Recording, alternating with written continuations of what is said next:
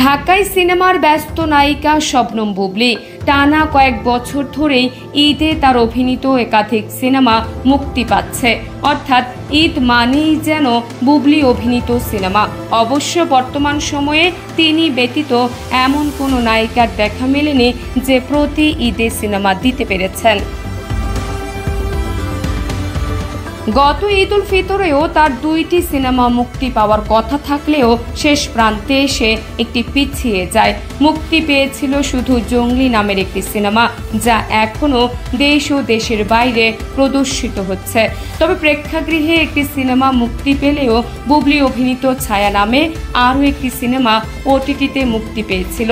বলা যায় ওটিটি ও প্রেক্ষাগৃহ দুই মাধ্যমেই ঈদে মাতিয়েছেন এই নায়িকা। আসন্ন কোরবানির ঈদেও প্রেক্ষাগৃহে আসছেন তিনি। মুক্তির অপেক্ষায় রয়েছে তার অভিনীত পিনিক নামে একটি সিনেমা।